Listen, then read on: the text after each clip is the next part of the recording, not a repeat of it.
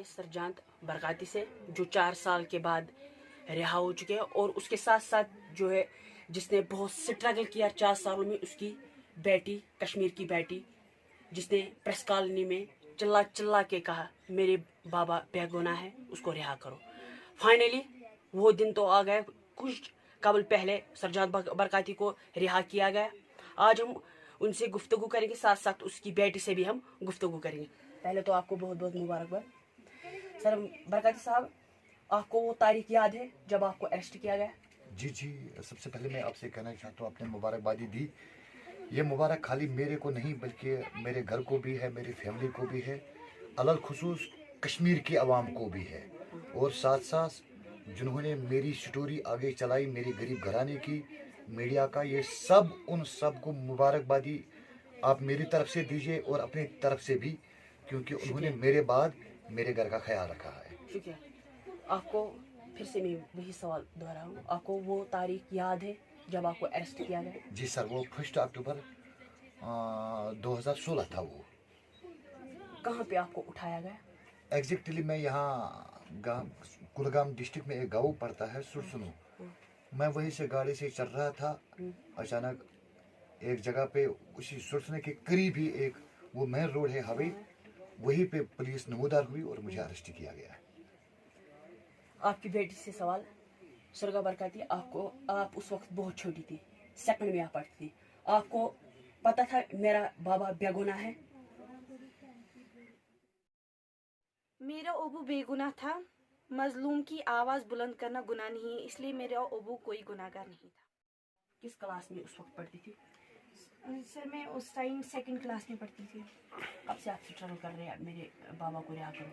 1 अक्टूबर 2016 से मेरे अबू अरेस्ट हुए, उसी से हम स्ट्रगल कर रहे हैं कि हमारे अबू को रिहा करो। उन दिनों में छोटी थी, लेकिन जब मैं बड़ी होने लगी तो मैंने देखा हमारे घर में कोई मर्द नहीं है, हमारे बाप का साया नहीं है। फिर मैंने स्टार्ट किया स्ट्रगल करना कि मेरे पापा को रिहा करो। किसका सपोर्ट रहा आपके पीछे जो आप छोटी थी उस वक्त? किसका बैकग्राउंड रहा कि आप बाहर निकलती थी? सर मैं अपने नौजवान भाइयों को शुक्रिया अदा करना चाहती हूँ कि उन लोगों ने हमें साथ दिया, हमें पापा की याद नहीं आने दी, पीछे से उन लोगों ने ही हमारा साथ दिया। अभी आप किस क्लास में पढ़ती हो? 6th क्लास में पढ़ती हूँ मैं अभी। आपका बाबा 4 साल कैद में था, स्टडी में कोई रुकावट हुई? हमें स्टडी में भी बहुत प्रॉब्लम हुई, हद से भी ज़्यादा। पढ़ाई करते थे क्योंकि हमारा अबू हमें पढ़ाता भी था, हमें बहुत सारी प्रॉब्लम हुई। घर में कोई नहीं था मर्द, पापा के बगैर हमारे घर में कोई मर्द नहीं है, हमें बहुत सारी प्रॉब्लम। किस तरह की प्रॉब्लम्स आपको फेस करनी पड़ी स्टडीज में? हमारे घर में बहुत प्रॉब्लम हुई।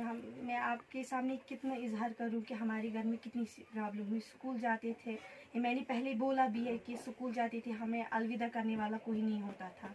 स्कूल में कभी पेरेंट्स डे होता था तो हमारी मामा हमारे साथ आती थी, पापा हमारे घर में नहीं होता था। मैं फिर खुद को बोलती थी चलो कोई नहीं, लेकिन अजान को मैं नहीं समझा पाती थी। वो बहुत रोता था क्योंकि पापा हमारे साथ नहीं होते थे। आप प्रेस कॉलोनी में चिल्ला चिल्ला कर बोल रही थी मेरा बाबा को रिहा कर। फाइनली आपका बाबा आपके सामने है, भी कैसा लग रहा है आपको? मैं क्या बोलूँ, मैं कितनी खुश हूँ, मैं बहुत खुश हूँ, और मैं अपने कश्मीरी आवाम का शुक्रिया अदा करना चाहती हूँ। अब आपको प्रेस कॉलोनी जाने की जरूरत नहीं है? हाँ इंशाल्लाह अब मैं नहीं जाऊँगी। बरकाती साहब, आपको पता था जब आपको अरेस्ट किया गया, आपको पता था मुझे 4 साल कैद में रहना है? देखो, तो एक तरफ से मुझे लगता था कि मुझे ऐसा सुलूक न किया जाएगा, लेकिन दूसरी तरफ तो मुझे ये भी नज़र थी कि ये ज़ुबान से है फ्रीडम सूफी जो मेरी बच्ची कह रही थी, इसलिए मुझे पहले ही पता था कि मेरा सफ़र लंबा होगा। आपको पता था मेरा सफ़र? आपको नहीं लगता था?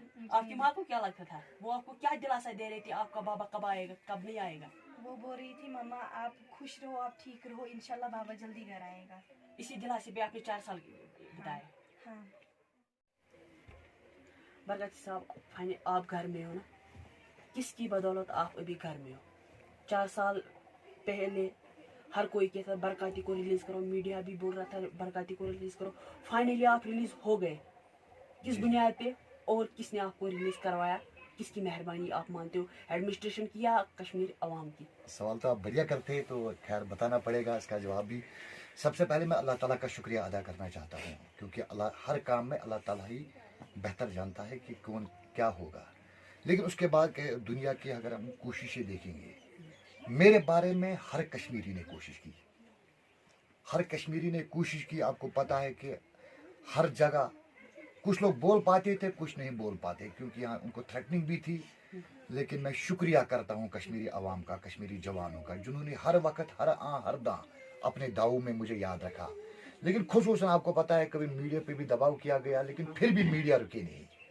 شکریہ. یہ میں تو یہ مت سوچے کہ یہ شاید ایک دن میں فیصلہ ہوا برکاتی صاحب کو چھوڑ دیں گے, نہیں ایسا نہیں. بلکہ کشمیر میں جتنا بھی میڈیا کام کر رہا ہے, یہ ہر وقت ہر گھڑی میرے گھر میں آئے میرے ان مظلوم بچوں کی سٹوری بنانے کے لیے.